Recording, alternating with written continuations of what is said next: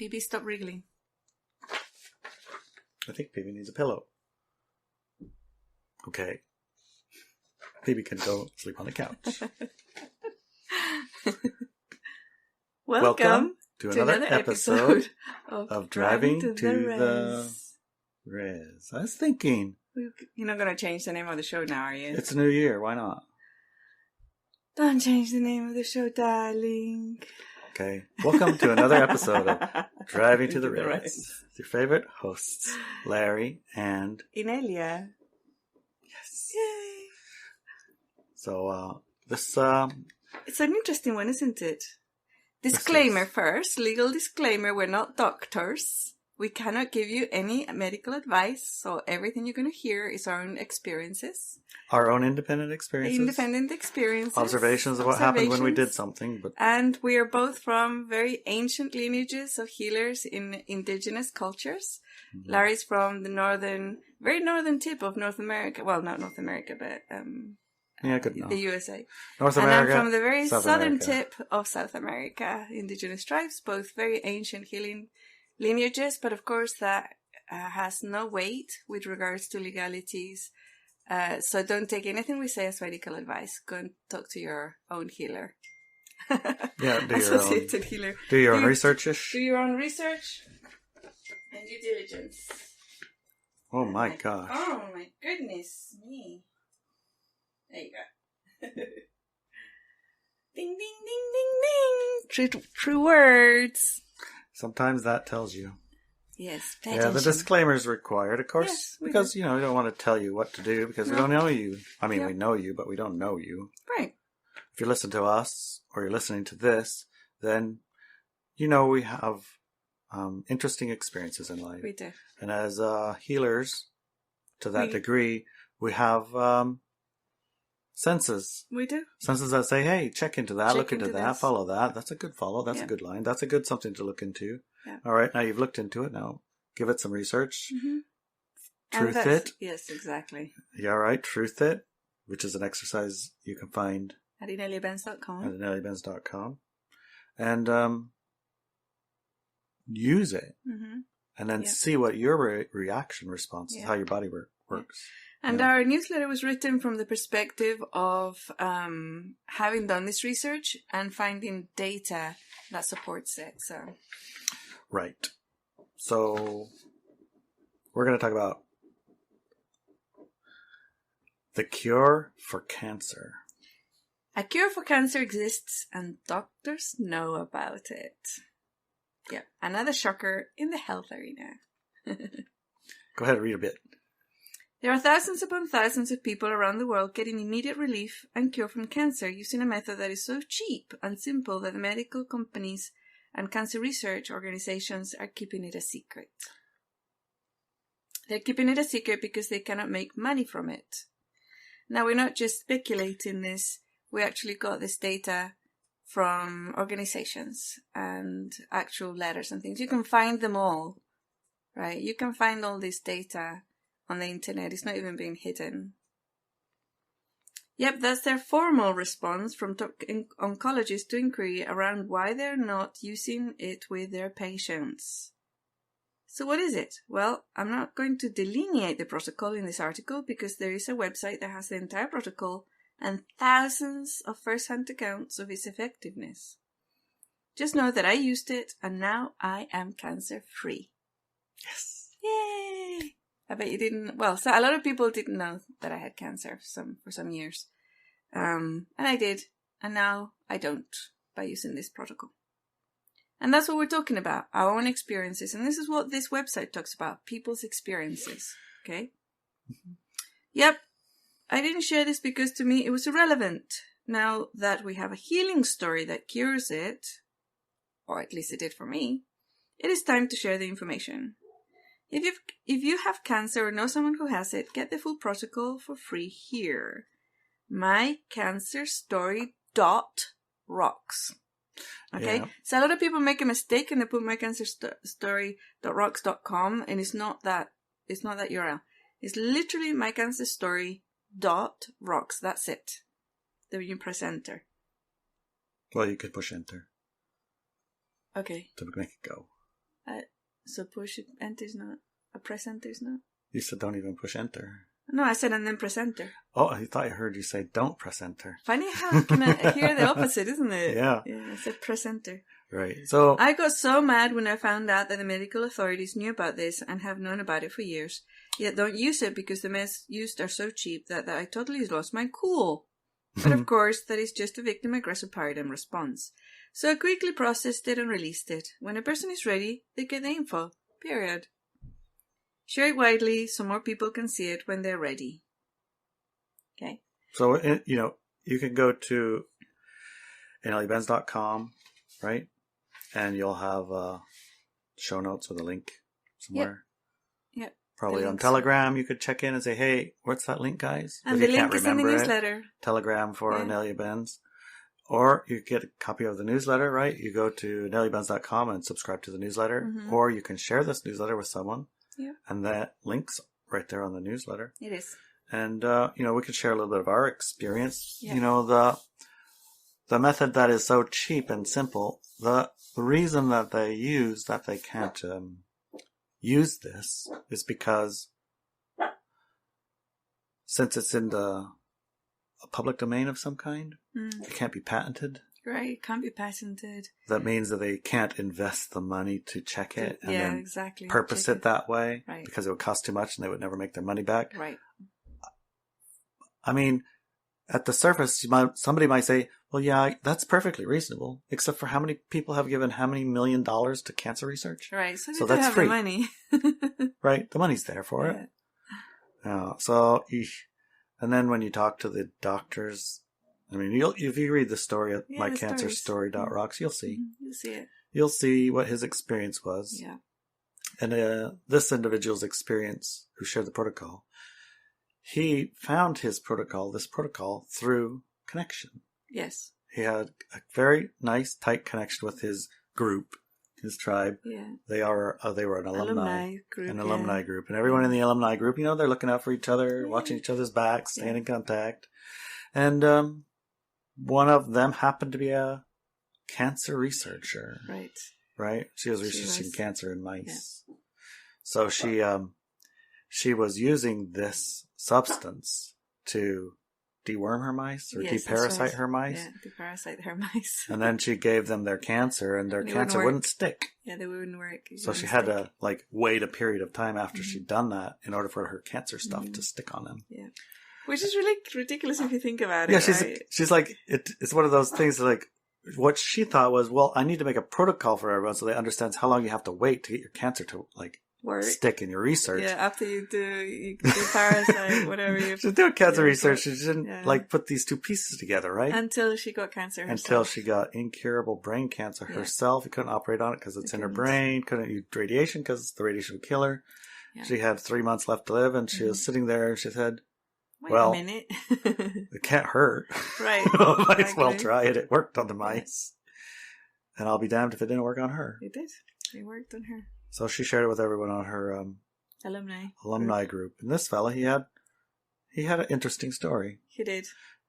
He went through the traditional, what everyone was. Mm-hmm. He sold his business, focused all on his healing and his curing. Yeah. He went to the doctors and they did the radiation, the chemo, and all that stuff. And they got his cancer down, and then it exploded everywhere. Yeah. But they cured the cancer that he showed up with. Yes. So that counts as a cure. Right. Unfortunately, he has 14 more ones. Yes. That's kind of like, you cured it, but you kind of, I don't know if you can act.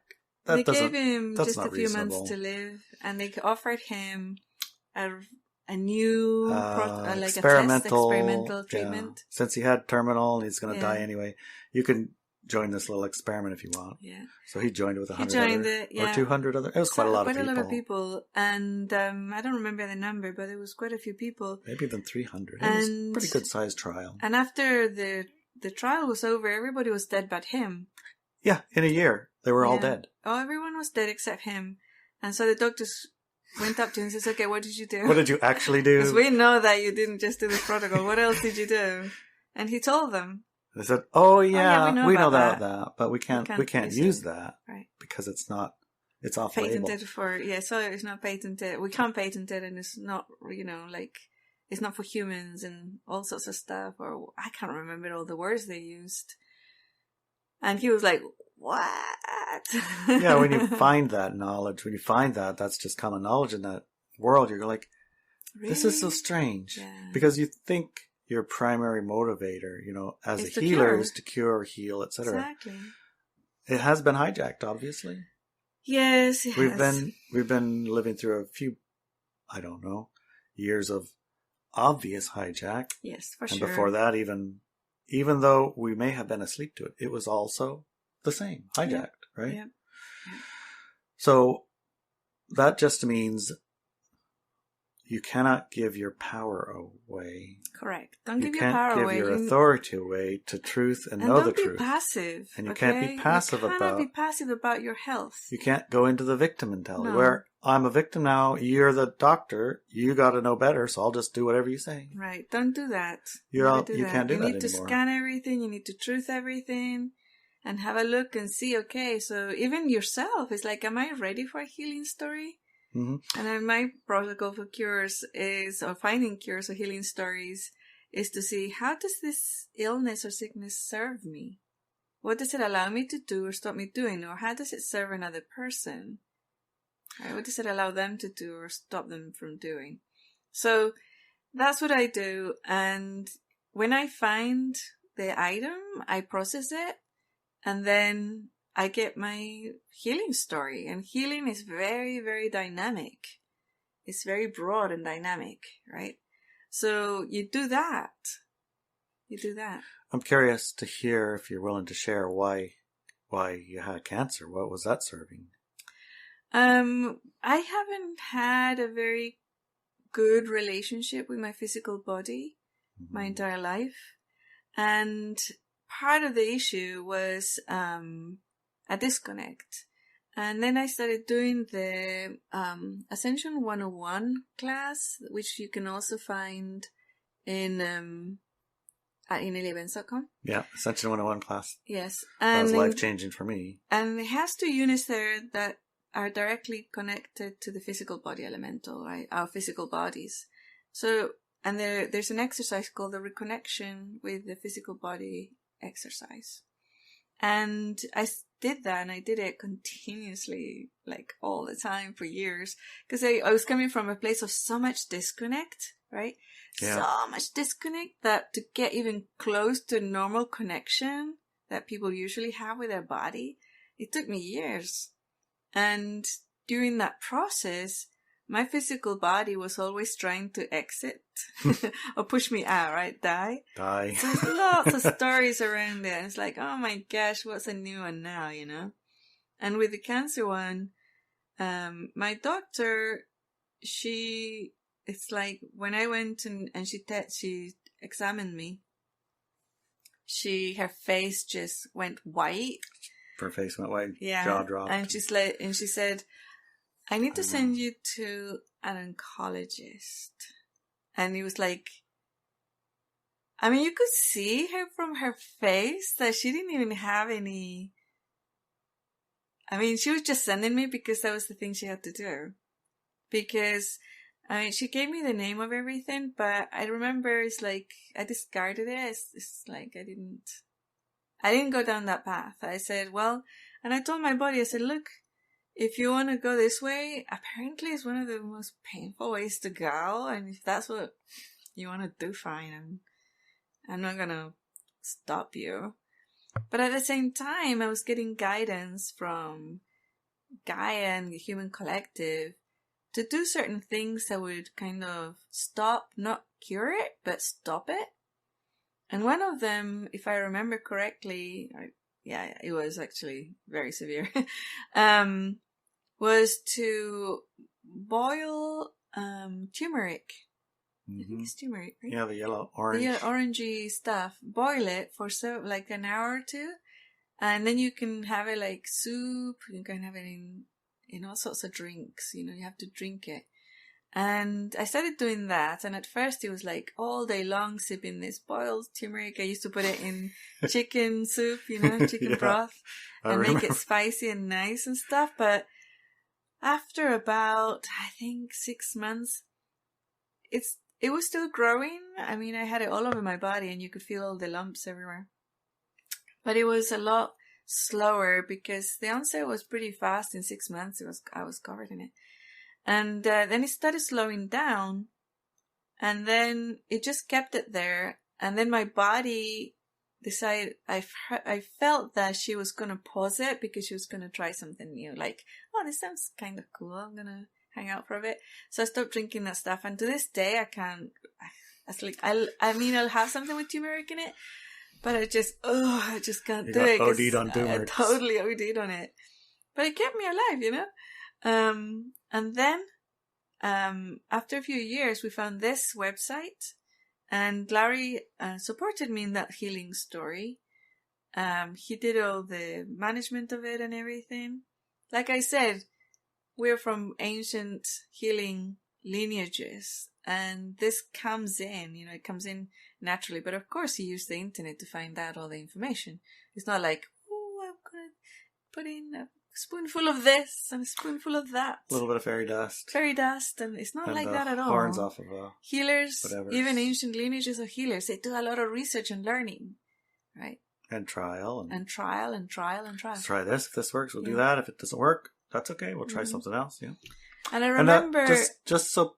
Time out for a second, just so people understand. This is as hard as putting a little bit of powder on some buttered toast in the morning. Yes. So we're not talking super complicated. It's not complicated. And we're talking about a couple bucks. And it's not yucky even. It's like, you cannot taste it. Doesn't bother you. Doesn't hurt a thing. No. Doesn't even matter what you're doing. Mm-hmm.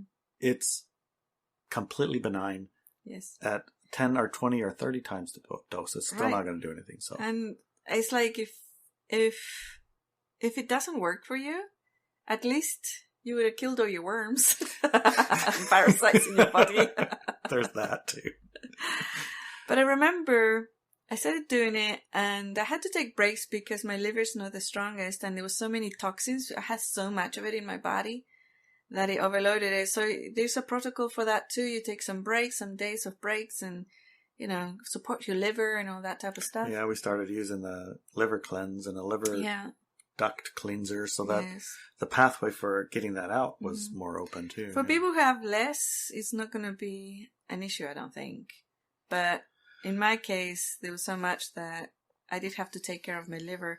So it was like 3 days on, 4 days off, 3 days on, 3 days, you know, for a while. And I still remember the day when I got in the shower and I was washing under my arms and it was painful. It was like there's no pain. And I'm like, oh, Larry! It doesn't hurt! And it was cool, you know? And a lot of the people in that website, you'll find that they continue it. They continue with the protocol forever, just to make sure that it never comes back. And so for some, I think for some cancers, that's probably a good idea. But I'm not really a good person for continuing on medication forever. I'm not that type of person. I'm not going to do it. So I thought, well, you know, I'll just leave it once all the lumps were gone from all over my body. So I'll just leave it and then see what happens. You know, if it comes back, I'll just do the protocol again. It's fine. So far as, I think we had to do it once, didn't we? Mm-hmm. A year or two later, I think we did. Have a pile of it in the cupboard and we tried it on the dogs. Missy was getting lumps. Yeah. And, you got goat version and cow version. And we have all sorts of versions. Fish version. Yeah. There's all different kinds of versions, but it's all exactly the same thing. Just they put a different animal on the label. Yeah. Or they put it in a liquid. In a liquid or so. So for me, it was like, I think we had to do a second go about after 6 months. Mm-hmm. And then after that, nothing has been gone. But, going to that website, mycancerstory.rocks, and then see what people have done. I know that the protocol... There's a Facebook page, by the way. Yeah. If you go to that link, at the very bottom, there's a link to the Facebook page where they have 1,000+ people who, and not all of them survive because most of them show up in desperation, you know? Yeah, on the last legs. They're like, I got 2 weeks left, 3 days left. We got all the stuff and we tried it and it almost worked. Yeah. But other ones, I would say at least 80%, maybe 90%, they have complete cure. Yeah. Complete cure. Yeah. Some of them it didn't work, and they doubled the dose, and now it worked just fine. Yeah. Because the original protocol was at such a low dose that it was like he didn't want to hurt himself, even though he was dying. He was like, there's enough powder for a 10-pound dog when, I mean, you're a 200, 300-pound person. Exactly. You could have 20 times that, and it's still just normal dose. Yeah. So, research it, look at it, see how it resonates for you. And if you're in my situation where it's like, oh, this is kind of, I've got about a year left now, it's worth doing, right? It's totally worth it. Yeah. And it doesn't have any side effects except that you don't have any worms afterwards or any parasites. That's a side effect. And like I said, I had to take a little bit more care with my liver because I was born with a weak liver, so. I'm pretty sure the lady with the brain cancer, she had to take a little bit of a break too to let the toxins come out. The tumor dissolve, and then it goes out of you, Yeah. Some of them had to give it a minute, let the stuff come out a little while, and then start again, get it all gone. Other ones, it just all come out in one blob. And the other bit of information is some of the protocol people have used, and if the original guy, they use CBD oil, and my body doesn't respond well to that, so we used butter. Yeah. For the oil, or olive oil, or butter. That's what we used. Yeah, it seemed, after he had his success with it, after the MD Anderson or the clinic that he went to for getting his advanced cancer treatment, let him know that he did collect anecdotal evidence. That was what the Facebook page was for. Yeah, it's like, okay, let me collect enough anecdotal evidence that you're willing to do a trial. Mm-hmm. And he got enough of it, and then 3 universities decided they will give a trial. Mm-hmm. And they've been doing that now, and since they've done the trial, I'm not sure, I haven't checked in for their results yet, but it's not wacky. It's not wackadoodle. It's not made up or imaginary. It's completely and totally effective, and the pathways and the way that it works is understood and written about. Yeah, in medical journals. So yeah, so I mean, it's not it's just information that isn't available from a mainstream licensed doctor. Exactly, because they can't. Because legally they can't. Have very strict rules for their what they can say. Exactly, they have a boss. Mm-hmm. In their case, most of them, is their insurance company. Mm-hmm. That's the ultimate boss, because if you don't have insurance, you can't practice. Exactly. And the insurance company has rules which, in their mind, least risk. Yes, exactly. Least risk. So it's the least risk for the insurance company. Mm-hmm. And if you, as we've seen over the last couple of years, if you stray too far outside the boundaries of what's permitted, then they just take your license away, with or without justification. Right. No license. It doesn't matter if you heal no insurance. 10,000 people with no license, no insurance. Don't follow the protocol, no insurance. No insurance, no work. Right. Right. It's not too hard to see how the levers got designed, but at the same time, just because they're restricted doesn't restrict you. Right. And one of the things I want to share is that personally, I don't go to doctors very often, but if I break something like an arm or a leg, I would go immediately to the hospital. And also, I did go to the doctor to get tested, right?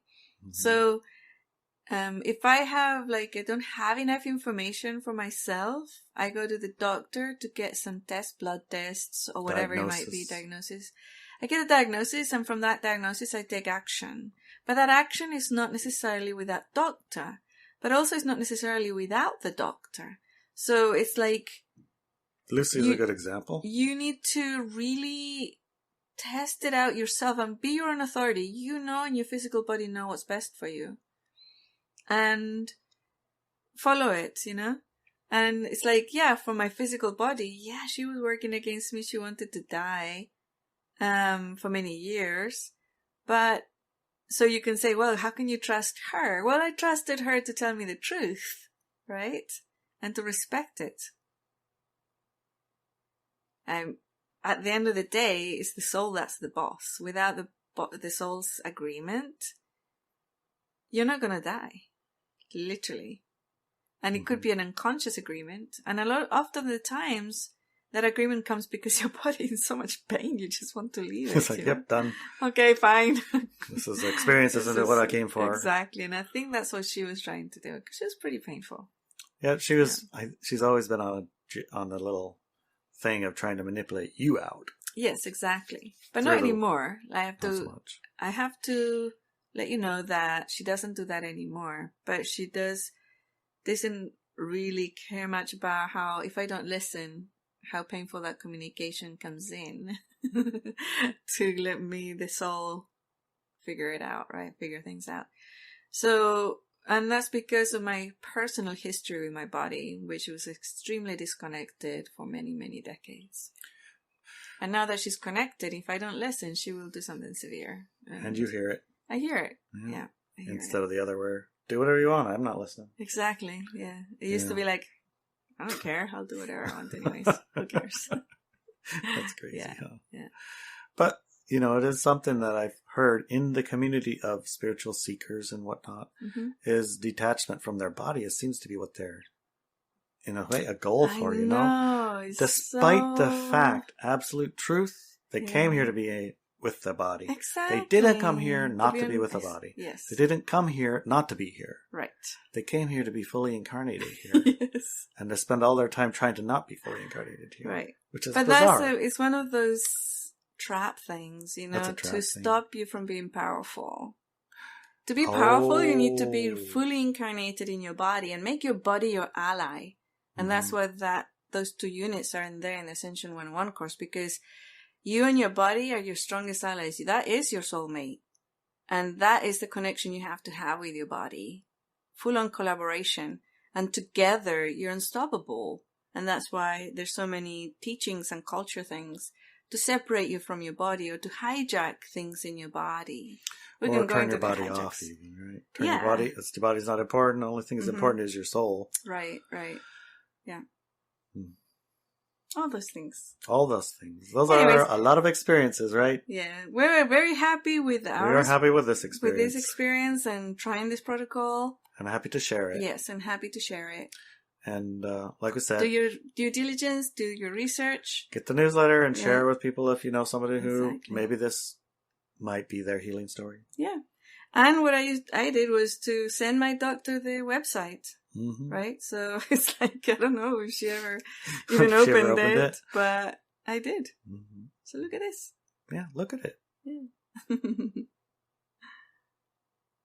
Anything else you want to say? Happy New Year's? Happy New Year's! That's right. It's our first newsletter in 2023 and our first podcast in 2023.